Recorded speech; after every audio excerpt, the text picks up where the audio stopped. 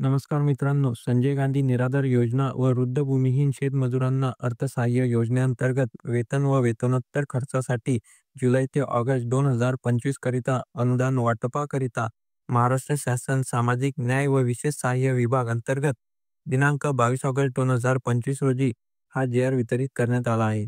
या जी संजय गांधी निराधार योजनेच्या लाभार्थ्यांसाठी विशेष वेतन देण्याचे सांगितले आहे.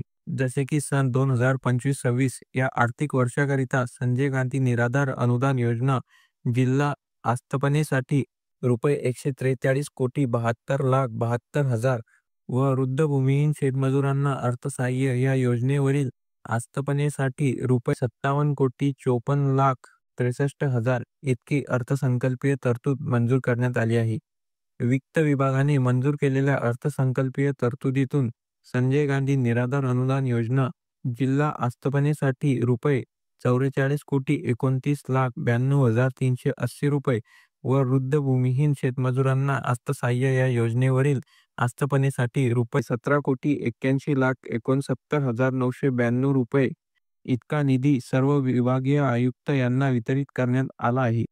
आता वित्त विभागाने मंजूर अर्थसंकल्पीय तरतुदीतून वेतन, दूरध्वनी, वीज, पाणी, प्रवास, कार्यालयीन खर्च या उद्दिष्टांसाठी संजय गांधी निराधार अनुदान योजना जिल्हा अवस्थापनासाठी रुपये 24,13,83,310 रुपये व वृद्ध भूमिहीन शेतमजुरांना अर्थसहाय्य या योजनेवरील आस्थापनेसाठी रुपये 9,75,79,580 रुपये इतका निधी वितरित केला आहे. तर याप्रमाणे हा होता. संजय गांधी निराधार योजनेच्या लाभार्थ्यांना किती रुपये, किती वेतन वाटप केलं जाईल याबद्दलचा हा महत्त्वाचा होता.